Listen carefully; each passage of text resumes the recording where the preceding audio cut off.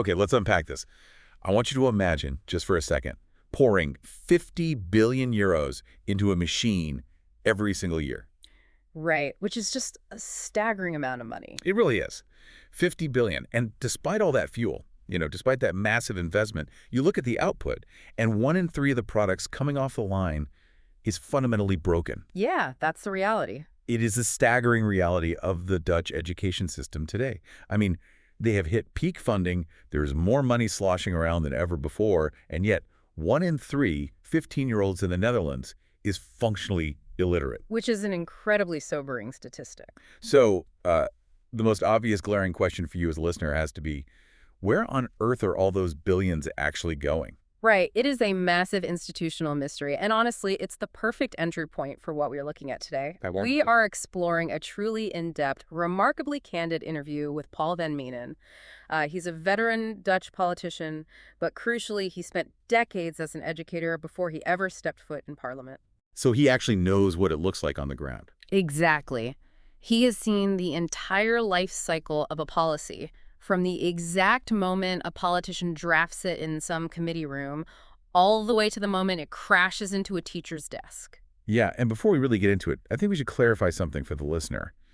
While the explicit setting of our source material today is the Netherlands, this is not just some niche conversation about Dutch provincial politics. No, I need to stress that too. It is a universal case study. It's a masterclass in organizational dysfunction. I mean, it's about how massive, well-meaning institutions completely lose their way, and then, how you might even begin to wrangle them back into shape. Right. We're going to dissect severe bureaucratic bloat, the agonizing struggle to form an effective government, and the extreme fragility of policy itself. And we should also just state right up front, our approach today is purely analytical. Yes, very important to note. The source material deals with sweeping political changes, from right-wing populism to centrist minority cabinets, and we are absolutely not here to endorse any political ideology. Our job is simply to look under the hood of these massive societal engines and figure out how the gears are stripping each other. Yeah, regardless of who is actually in the driver's seat. So let's get right to that 50 billion euro mystery. Over 50 billion going in and declining reading scores coming out. Right, and Van Meenen has a very specific explanation for this. It's rooted in this wonderful Dutch phrase. He says the money gets stuck on the bow of the violin. The strike stock, right? Right. I found this imagery so compelling when I read it. It really is. I mean, it basically implies that the energy is being exerted, the friction is there, the musician is sweating, but... the energy never actually translates into the music. Exactly. It never vibrates the strings. The money just never reaches the classroom. It's just an elegant way of describing administrative capture. Yeah. And to really understand how that capture happened, Van Meenen asks us to look backward in time. Okay. How far back? Well, he notes that when he was young, going to a standard school, the architecture of the institution was incredibly lean. Right. You had the teachers, obviously. You had a concierge or a janitor. You had maybe one, perhaps two people handling the administration and the payroll. And you had a rector, the principal. But the crucial thing there is that the rector wasn't some sort of CEO sitting in a glass off-site office, right? No, exactly. The rector still taught math a few hours a week. The leadership was physically tethered to the primary function of the building, which is teaching children. And today. Yeah. Because the modern school system looks absolutely nothing like that. Not at all. He describes the modern school as being surrounded by what he calls a cauliflower. A cauliflower. I love that term so much. Yeah, it's a cauliflower of external organizations, advisory councils, oversight boards, and layers of management that have just grown wildly out of proportion to the core stem. But I read that, my mind immediately went to the corporate world, because you see this everywhere. Oh, absolutely. Like, you look at a massive tech conglomerate today. You might have a division of 5,000 employees, but if you look closely, maybe 500 of them are actually writing code or engineering the hardware or doing customer support. And what are the rest doing? Right.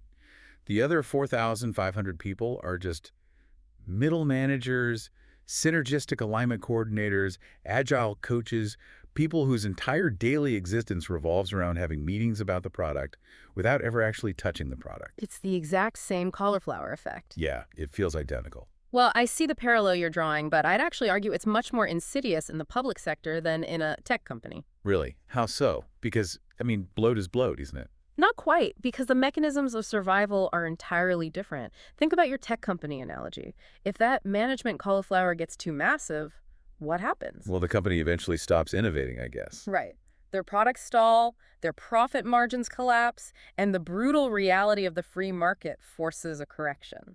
Oh, I see. Investors revolt, the board steps in, and you get massive restructuring or layoffs. Exactly. The market eventually prunes the cauliflower, whether they like it or not. But in the public sector. Right. In education or healthcare or housing, there is no profit motive, and therefore there is no natural market correction. Wow. The bloat can expand theoretically forever, just funded by tax euros, as long as the bureaucracy can justify its own existence. That is a terrifying thought. Just a self-sustaining organism that never has to prove its profitability. It really is. But I mean, how did we even get here? Because I refuse to believe that 30 years ago, a bunch of politicians sat in a room and said, you know what education really needs? 1,000 useless managers. No, of course not. No one sets out to build a cauliflower. They set out to build efficiency. Okay, so what went wrong? Well, this is where the historical context is absolutely vital. You really have to go back to the 1980s and 90s. There was a massive global ideological shift happening across the Western world. Right, the era of Reagan and Thatcher. Exactly, and that philosophy deeply influenced European governance, too. It was a movement called New Public Management. And the core philosophy there is basically that government is inherently slow and inefficient. Yeah. And the private sector is just inherently dynamic and efficient, right? Precisely. The prevailing wisdom was that central governments were just way too bureaucratic. Makes sense on paper. Right. At the time, if a local school in a small Dutch town wanted to hire a single part-time history teacher, they literally had to write a letter to a massive government ministry in The Hague and wait weeks or months for permission. Oh, that sounds maddening. It was. So the government decided to step back. They wanted to empower the local level, and they introduced a concept called lump sum financing. Meaning, instead of micromanaging every single dime, the government just hands the school a massive check at the beginning of the year and says, here's your budget. Yeah. You know your students better than we do. You run your school. It sounds incredibly liberating, doesn't it? Give power to the locals. Treat the schools like independent entities. Yeah, I'd vote for that. But here is the fatal flaw in that logic. By forcing schools to operate like independent businesses, you suddenly require them to have business infrastructure. Oh, right. Because a group of history and biology teachers don't know how to do corporate payroll. Exactly. Or how to negotiate complex real estate leases for school buildings. Yeah, they're trained to teach, not run a corporation. Right. So suddenly, these schools needed dedicated HR departments. They needed complex IT management, financial strategists, and compliance officers to prove to the government that they were spending the lump sum correctly. Wow. And because the teachers were busy, actually teaching, an entirely new industry just sprang up overnight to fill this void. Exactly. Van Meenen vividly describes this as the sudden influx of hip managers in tight suits. Yeah, it's quite a visual. Right. People whose expertise was entirely in administration and optimization, not pedagogy. And once you hire a management class, they tend to just hire more management. And this phenomenon wasn't just isolated to education, by the way. The source material points out that the exact same ideological shift occurred in public housing. Housing, too. Yeah, the government stepped back, believing that private citizens and localized housing corporations could manage real estate far more efficiently than the state. But instead of efficiency, the source says it opened the door for locusts. Yes, locusts.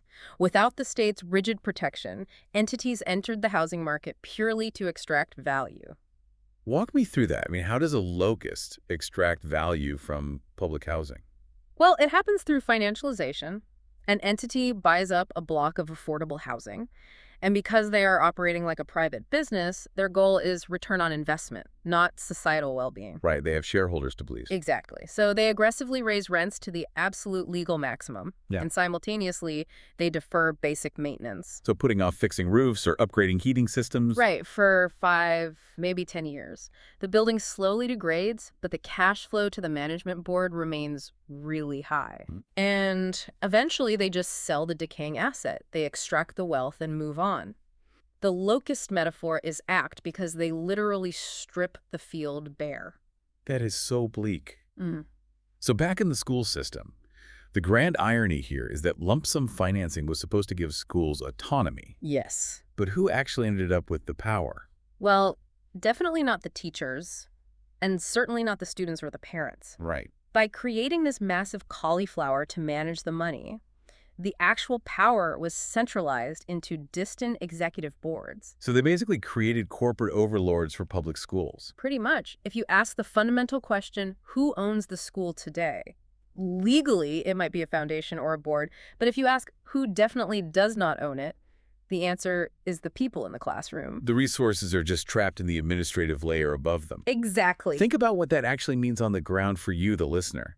If you work in a large organization, you've probably felt this exact friction. Oh, almost certainly. You know, you are on the front lines. You know exactly what tool or software or resource you need to double your productivity or help your client.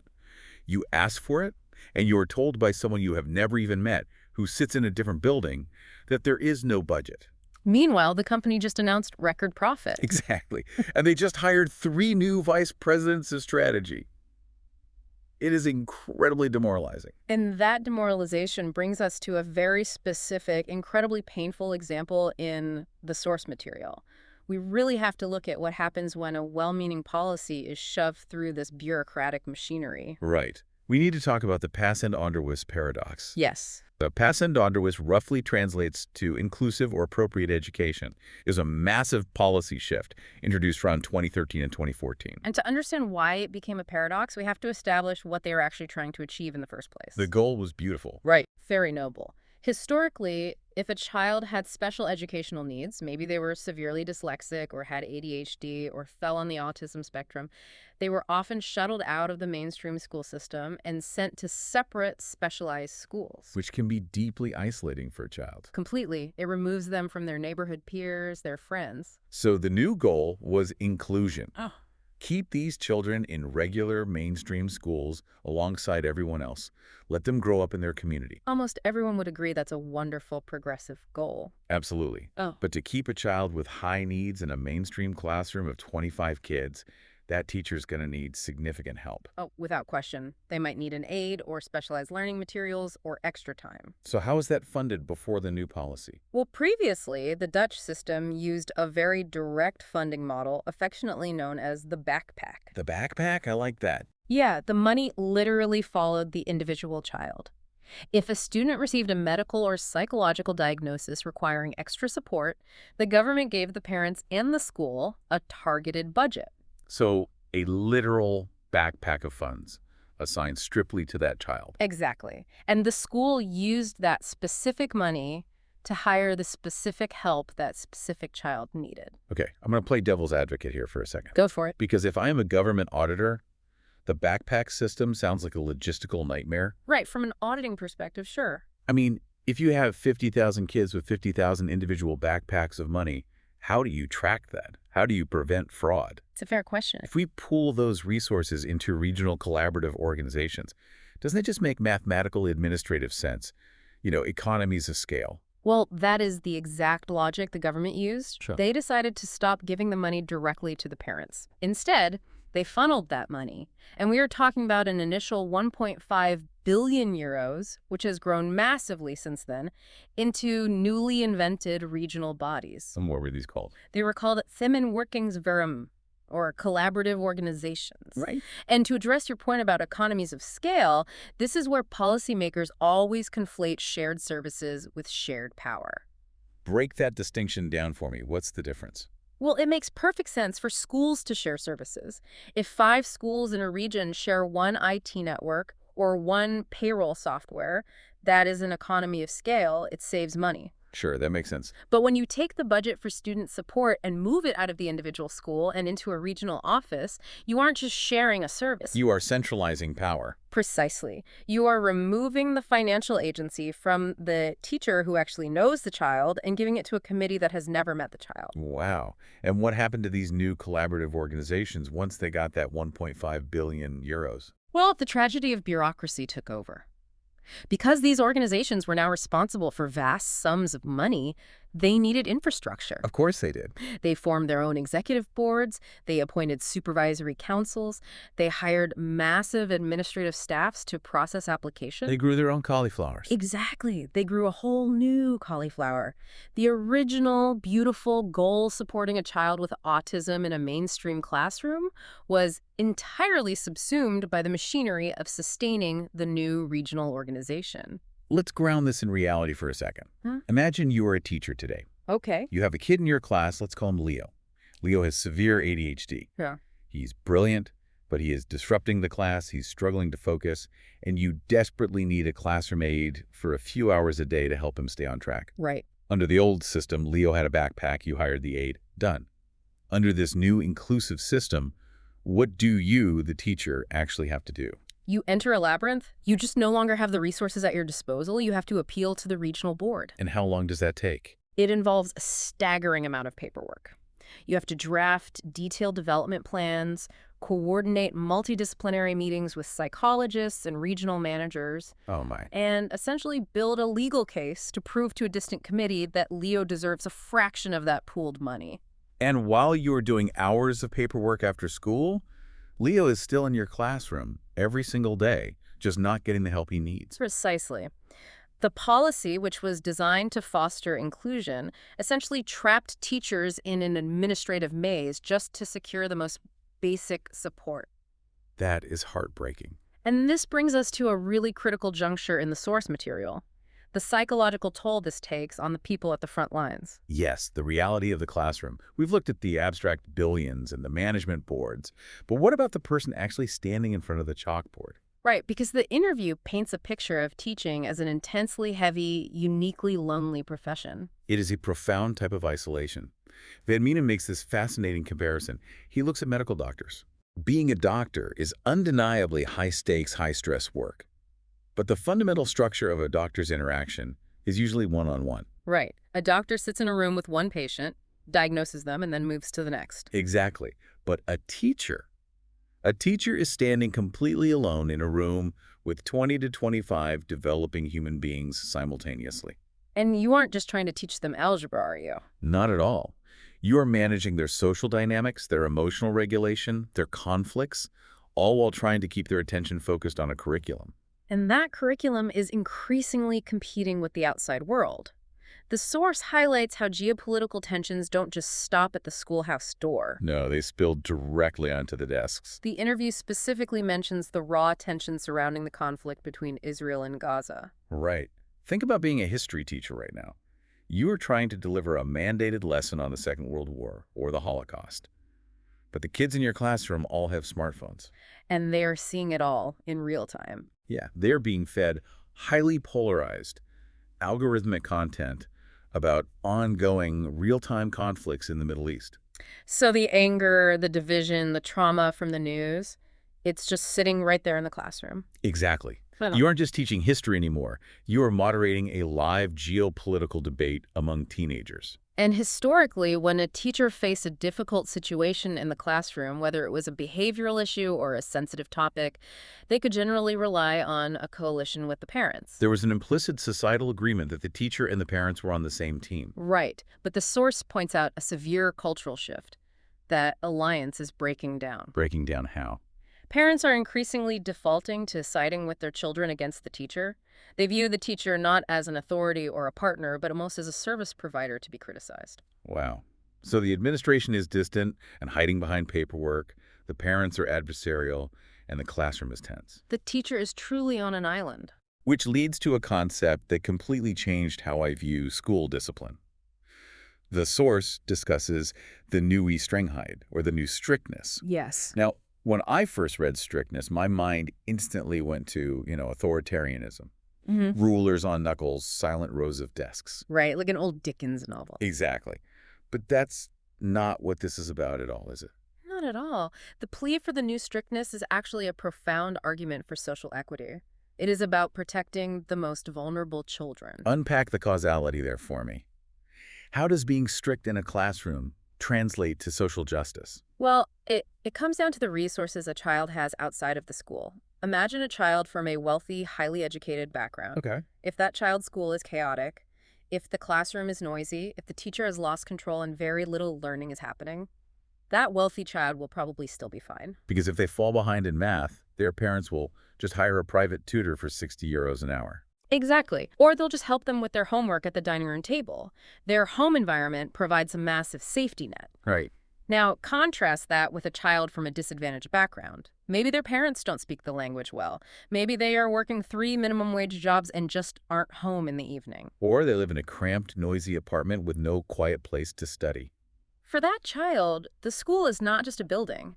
It is their only opportunity to learn. They have no safety net at all. Wow. Therefore, they rely entirely on the school providing a peaceful, ordered, highly functioning environment. So when a classroom is allowed to descend into chaos, the wealthy kids survive it, but the poor kids are entirely derailed. Precisely. Chaos disproportionately harms the disadvantaged. Therefore, maintaining strictness, order, and clear boundaries in a school is actually a critical mechanism for delivering equal opportunity. It is a defense of the vulnerable. Exactly. That completely flips the script for me. But I want to pause here, because everything we have discussed so far paints a very grim, dystopian picture of Dutch education. It does sound pretty dire. Slipping reading scores, burned-out lonely teachers, bureaucratic nightmares, and if you read the media, that is the exact narrative you get every single day. It's all doom and gloom. Right. But the source material actually pushes back on this catastrophe narrative in two really illuminating ways.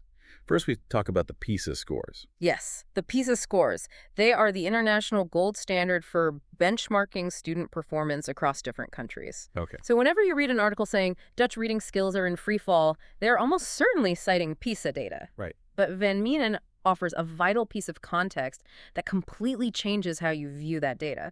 In the Netherlands, the PISA test is what educators call a low-stakes test. Which means what, practically for the 15-year-old actually taking it? It means it has absolutely zero consequence for their life. It doesn't go on their report card. It doesn't affect whether they graduate or what university they can attend. So it's just a random test. For the Dutch student, they're pulled out of their normal class on a Tuesday morning, handed a massive, boring, standardized test, and basically told to do their best. Hey, teenagers, here is a 2-hour exam that doesn't matter to your future in any way whatsoever. Have fun. Right. I mean, of course they aren't trying. They're rushing through so they can go hang out with their friends. Right. Now, contrast that testing environment with high-stakes systems in other countries, particularly in parts of Asia, where a standardized test at age 15 determines your entire socioeconomic trajectory. Oh, wow. The pressure there must be insane. It is. In those countries, students prep for these tests for years. Their parents pay for intense tutoring specifically for the test formats. The stress is immense. So when we compare the Dutch scores to those countries, we aren't really comparing reading ability at all. We are comparing a completely apathetic teenager against a hyper-prepared, terrified teenager. Exactly. The mechanism of the test itself skews the data. Now, the argument here isn't that Dutch education is flawless and there are zero reading problems. Obviously, functional illiteracy is a real issue. Right, we're not denying that. But relying so heavily on this specific low-stakes metric is inflating the narrative of total systemic collapse. And we have to ask the classic investigative question, who benefits from a narrative of total systemic collapse? Yes. Because the source points a finger directly at the massive commercial tutoring industry. It is a booming business model. Private tutoring companies, homework institutes, test prep centers, they thrive entirely on parental anxiety. It's the commodification of fear. Exactly. If the newspapers print every day that the public schools are failing, parents who have the means will panic. They will say, I have to save my child, and they will hand over thousands of euros to these private institutes. It is a feedback loop. The more the media hypes the crisis, the more money the tutoring industry makes. Yeah. And the more unequal the system becomes, because only the wealthy can afford the private help. And this anxiety completely obscures the incredible successes happening on the ground right now. Successes like what? Well, the media focuses relentlessly on the academic track, the universities. But the source highlights the Dutch MBOs, the vocational schools. He specifically mentions the Leiden Instrument Maker School, right? Yes, and it is a phenomenal counter-narrative. This is a vocational institution taking students who are coming right out of basic secondary education. They aren't going to traditional academic universities. Okay. And yet this school is teaching them to produce ultra-precision technology. Like literal rocket science. Yes, literally. The mechanical components these young students are crafting are being sent into space. They're being used in cutting-edge healthcare innovations and quantum computing labs. That's incredible. This is elite, world-class craftsmanship, and it is being produced by the very education system that the national media constantly dismisses as broken. Think about the psychological impact of that media narrative. The source calls it a gray veil of pessimism hanging over the country. Which is such an evocative phrase. It really is. If you are a teacher and you get up every morning at 6 a.m., pour your heart into your lesson plans, deal with the bureaucracy, and try to inspire kids. Yeah. And then you turn on the news or open a paper, and the constant societal drumbeat is, your profession is failing, your system is broken, you are failing. That is just soul-crushing. It becomes a self-fulfilling prophecy. A society that constantly disparages its own institutions slowly destroys the morale required to sustain those institutions. You just cannot demand excellence from public servants while simultaneously telling them every single day that they are part of a doomed enterprise. Exactly. So you have a bloated bureaucracy, a lonely front line, and a deeply pessimistic society. How do you actually fix it? Well, you need systemic reform. And to get systemic reform, you need effective political leadership. Which brings us to the second half of our deep dive, the political pendulum. Right, because to dismantle the cauliflower, you need political will. But the political landscape in Europe, and specifically in the Netherlands, is experiencing severe whiplash right now. It is a period of intense, unprecedented turbulence. Let's look at the timeline the source provides. Oh, they got to lay it out for us. In the previous national election, there was a massive seismic victory for the right-wing populist party, the PVV, led by Geert Wilders. Right. They shocked the establishment by winning 37 seats, a huge mandate driven by deep populist anger. This victory led to the formation of what was called the Schoof cabinet. Which was hailed as a completely new era. Yeah. And it lasted, what, about a year? Roughly a year, yes. It collapsed spectacularly. And the source characterizes that year not as one of radical change, but of infighting and severe stagnation. Why does that happen? Because we see this globally. A populist movement surges, they harness incredible anger, they win the election, and then they just seem to hit a brick wall when they take office. It's the friction between campaigning and governing. Meaning? Populist movements excel at identifying what is broken and amplifying the anger surrounding it. But governing, actually writing laws that don't violate the Constitution, negotiating budgets, managing international treaties is incredibly boring, tedious, and detail-oriented work. It's the paperwork of running a country. Exactly. The Schoof cabinet struggled immensely to transition from the theater of opposition to the mechanics of governing. They couldn't hold their coalition together under the pressure of reality. And so the government falls, new elections happen, and the pendulum swings wildly in the exact opposite direction. Yes, the centrist Progressive Party, D66, emerges victorious, and they form a new cabinet alongside more traditional parties like the CDA and the VVD, led by a politician named Rob Jetten. But before we get to how this new government actually operates, we really have to look at the ideological shift within D66 itself.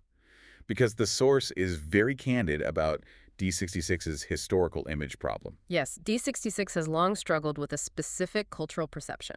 They are often dismissed as the party of the gracht and gordel elite. The canal ring elite. For our non-Dutch listeners, that is such a specific, devastating insult. It really is. The gracht and gordel is the ring of historic, incredibly expensive canal houses in the center of Amsterdam.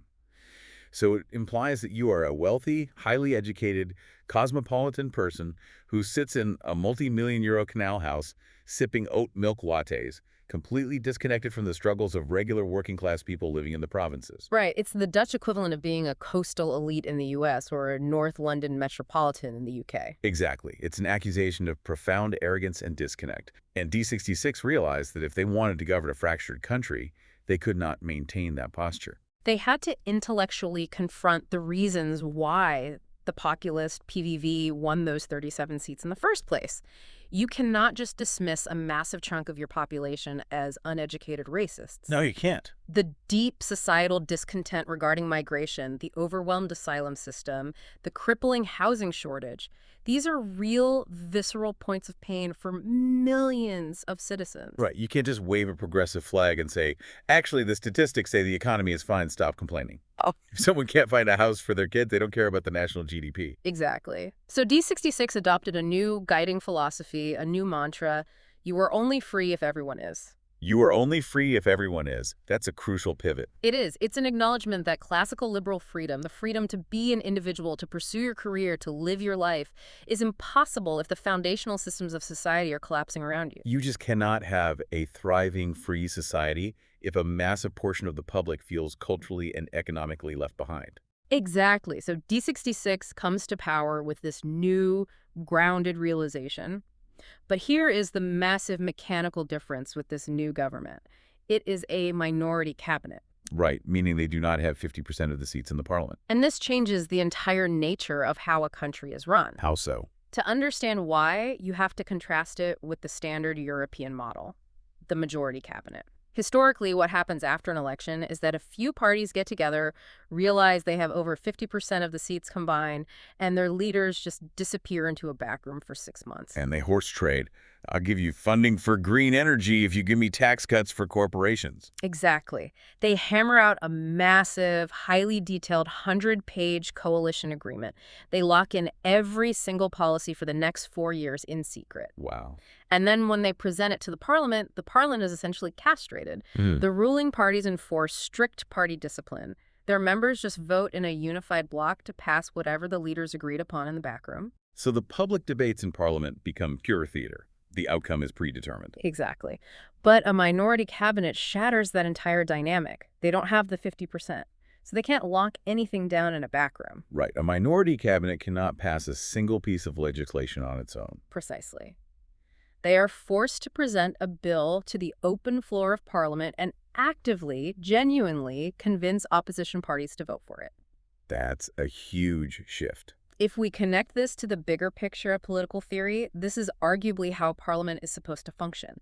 It revitalizes the democratic process. It relies on changing issue-by-issue majorities. Right. So one day you might work with the left-wing parties to pass a healthcare bill, and the next day you work with the right-wing parties to pass a defense budget. Exactly. Okay, I have to push back here because politically, theoretically, that sounds beautiful, revitalizing democracy. Yeah. But let's be real for a second. It sounds like absolute chaos. Imagine you are the Minister of Finance. You have to pass a national budget. You are literally deciding how to spend hundreds of billions of euros, and you do not have guaranteed votes. Right. The pressure is immense. You have the socialist left screaming that you are cutting too much from public transit.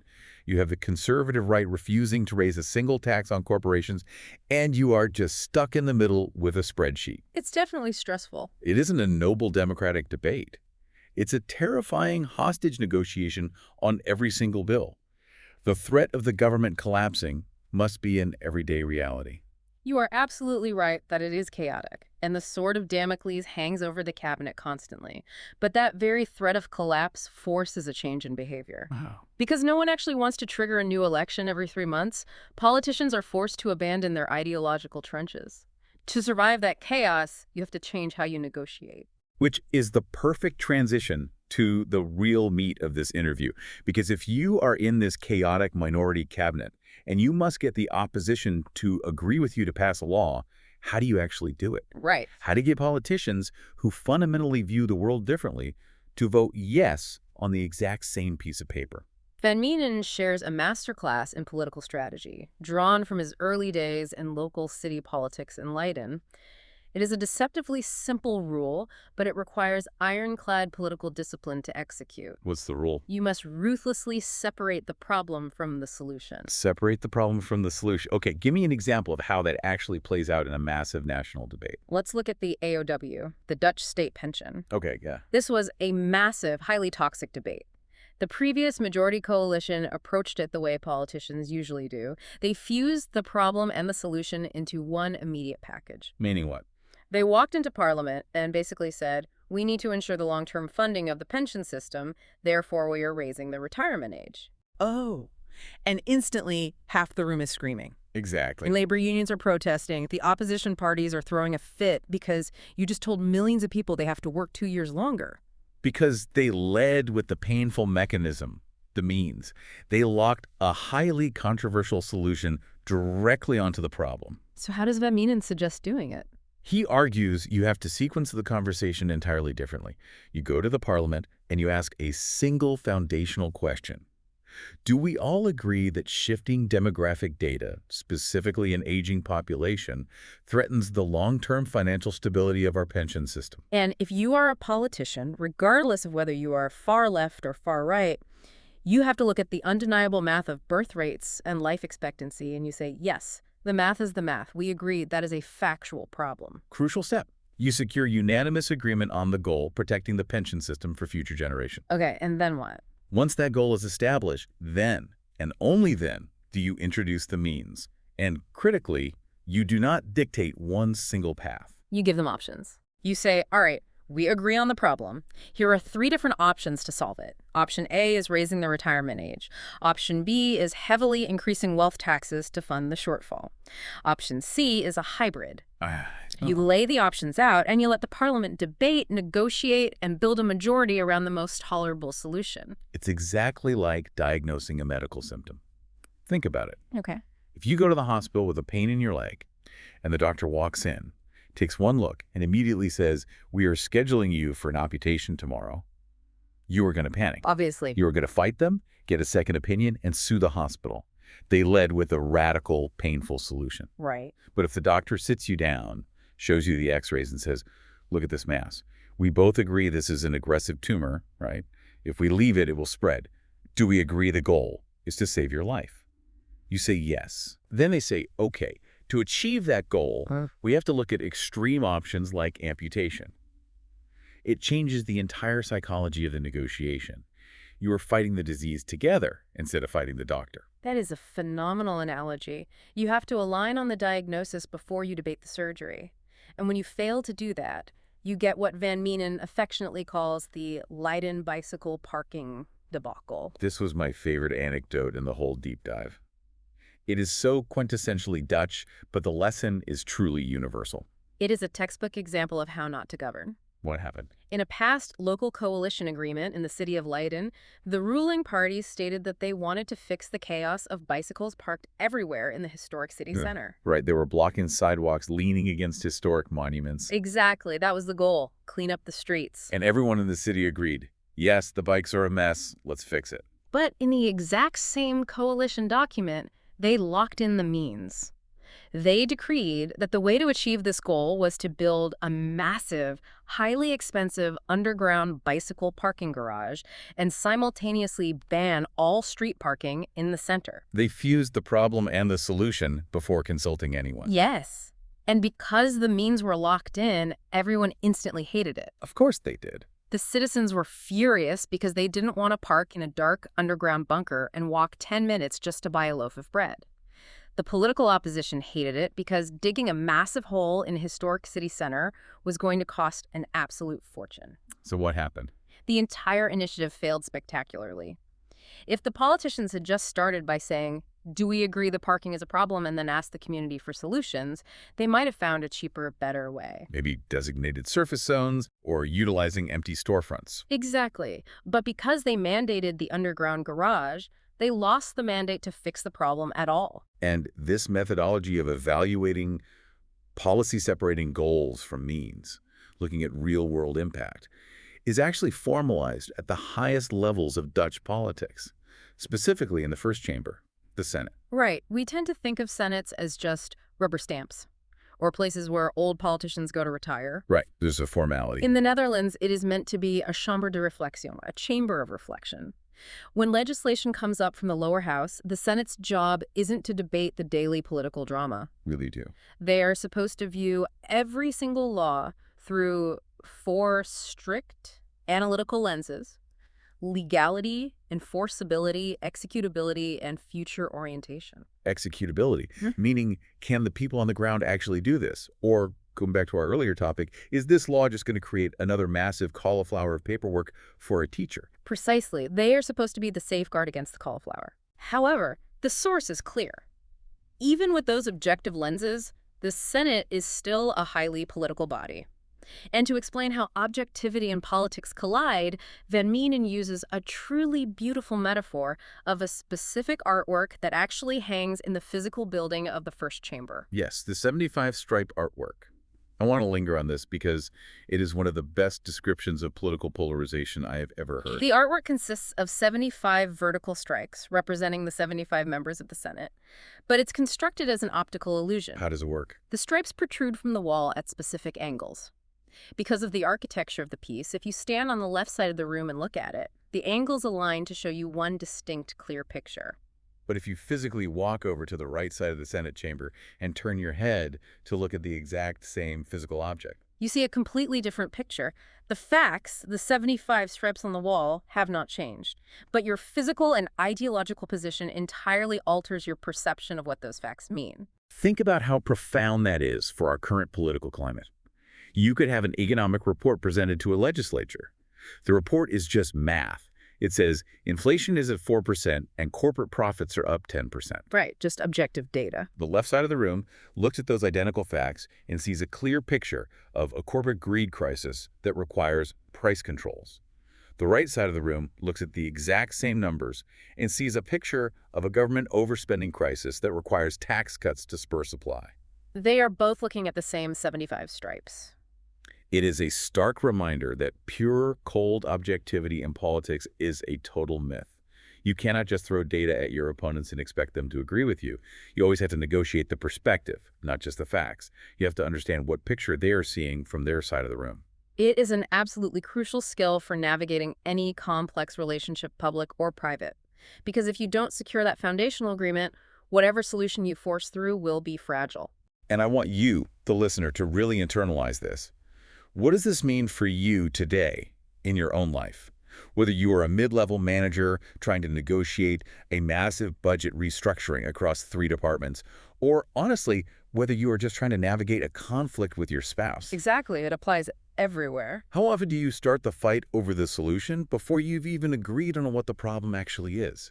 You're arguing about whether to cut the marketing budget or the travel budget when you haven't even sat down and agreed that the company has a cash flow problem. You have to align on the problem first. Align on the problem first. Ask the question. It changes the entire dynamic of human interaction. Which brings us perfectly to our final act, segment 6, the ephemeral nature of politics. Ephemeral, meaning fleeting. Because this is the cruelest joke of all. Even when you do everything right, you navigate the minority cabinet, you separate the problem from the solution, you pass the laws, you build the institutions, it can all vanish in the blink of an eye. This is the grand illusion of permanence in policy. If you work in physics or structural engineering, or even certain branches of macroeconomics, you are dealing with foundational laws. Gravity does not care about public sentiment. If you build a bridge correctly, it stays up. But in politics? In politics, as Van Meenen reflects, anything is possible. A massive systemic overhaul that takes thousands of hours and billions of euros to build can be entirely erased a decade later, purely based on a shift in the cultural wind. And the prime example the source provides for this phenomenon is the leenstelsel, the Dutch student loan system. This is a fascinating saga. It was a monumental policy introduced roughly a decade ago by a broad political coalition, which notably included D66. And the logic behind it at the time made a very specific kind of economic sense. Walk us through that logic. The government was operating under strict post-financial crisis austerity measures. At the time, the state provided universal basic grants to all students. Meaning every student got a chunk of free money from the government to study, regardless of their background. Right. And the policymakers looked at that and said, why are we giving government grants to the children of millionaires? That's inefficient. Hard to argue with that. The goal was to take that massive pool of money, abolish the universal basic grant, and shift those funds into targeted investments. They wanted to give more support specifically to poorer students and invest the rest directly into improving the quality of the universities themselves. So the universal grant became a loan system. Yes. But they branded it terribly. They literally called it the loan system. The branding was a catastrophic political failure. By labeling it a loan, it fundamentally altered the psychological relationship young people had with their education and their government. It introduced the specter of debt. And the media absolutely ran with it. The narrative exploded. Within a few years, the dominant cultural narrative was that an entire generation of students were graduating crippled, carrying 100,000 euros in debt entirely because the government stole their basic grant. They were called the unlucky generation. Right. But the source points out that the mathematical reality didn't actually match the hysteria. It didn't. When you strip away the emotion and look at the numbers, the actual financial loss of the basic grant amounted to roughly 13,000 to 15,000 euros over a standard 4-year degree. Now, to a 20-year-old, 15 grand is a very real, significant amount of money. Definitely. I don't want to minimize that at all. But it was not the 100,000 euro boogeyman the media portrayed. No, it wasn't. The reality was that because borrowing money from the government was made so easy and carried such low interest, many students were borrowing the absolute maximum amount allowed, not just to pay for tuition, but for living expenses, travel, lifestyle choices. Oh, wow. They were racking up 80,000 in lifestyle debt and then politically blaming the 15,000 euro policy shift for their entire financial situation. But in politics, as we established with the 75 stripes, perception is reality. The facts didn't matter. The sentiment against the lien still became so incredibly toxic, so politically radioactive across the entire spectrum that 10 years later, what happened? It was completely scrapped. The minister in education, Robert Dijkgraaf, abolished it and brought back the basic grant, an entire generation-defining macroeconomic policy undone in a decade. Poof. Billions of euros shifted, millions of hours of debate, entirely erased. And that brings us full circle, right back to where we started today, because while specific policies like the loan system can be killed by public outcry, the underlying structure of the cauliflower seems absolutely invincible. It is wildly resilient. The source brings up a pivotal moment of cultural resistance, the Maagdenhuis occupation of 2015. Tell me about this, because this sounds like a movie. It was a massive event. Students and faculty at the University of Amsterdam physically occupied the Maagdenhuis, which is the main administrative center of the university. They held it for weeks. And what were they protesting? They were protesting Ronbin's inefficiency thinking. They were protesting the extreme, bloated, bureaucratic management that had taken over academia. They were literally occupying the building to protest the cauliflower. It was front-page news across Europe. It felt like a revolution. Everyone, politicians, media, citizens, looked at it and agreed, yes, the administrative bloat in our universities is completely out of control. We must return power to the professors and the students. And yet, look at the reality today, nearly a decade after that revolution. The source provides an anecdote that is almost hard to believe. Brace yourself. He looks at Leiden University, a prestigious institution. Just one single faculty at that university, the math and physics faculty, currently employs a communications and PR department of at least 10 full-time employees. I am in sheer disbelief at that number. I cannot wrap my head around it. 10 people doing public relations for a math department. It's astonishing. What are they even doing all day? Are they drafting press releases about calculus? Are they doing brand synergy workshops for theoretical physics? And it gets worse. What was the number for the National Ministry? The National Ministry of Education itself employs roughly 1,000 communication staff. 1,000 people dedicated solely to managing the image of the institution. It is the cauliflower metaphor on steroids. It is absolute madness. Think about the tragedy of this. We started this deep dive talking about a teacher standing completely alone in a classroom of 25 kids. Right.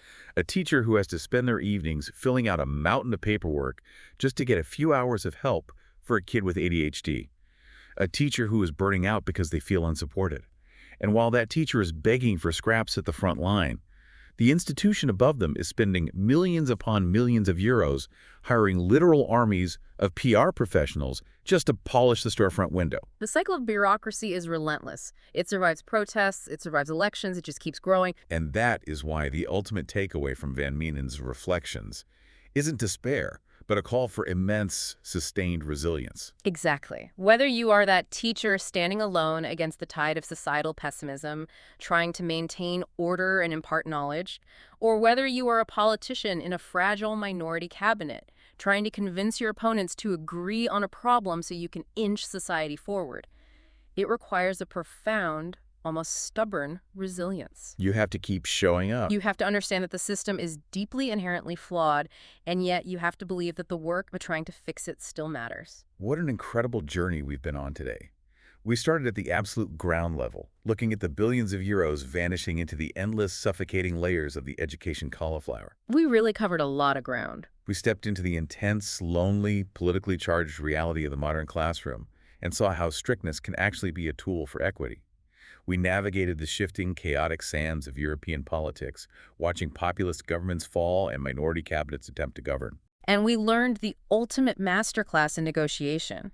The absolute necessity of agreeing on the disease before you start arguing over the surgery. It is a powerful reminder that the massive structures governing our lives, the schools, the ministries, the parliaments, are not laws of nature. No, they aren't gravity. They were built by people, they are flawed by people, and ultimately they can only be dismantled and rebuilt by people. So, as you go about the rest of your day, I want to leave you with a final thought to mull over. Look around you. Think about the biggest cauliflower in your own life or in your own workplace. They're everywhere once you start looking. Are the people at the very top of your organization spending all their time and your resources polishing the storefront, like a 10-person PR team for a math department, while the people on the front lines are left completely alone to fend for themselves? And, more importantly, if you're the one trying to fix it, if you're the one trying to make things better, are you driving yourself crazy arguing over the underground bike garage before you've even asked if anyone agrees on the parking problem?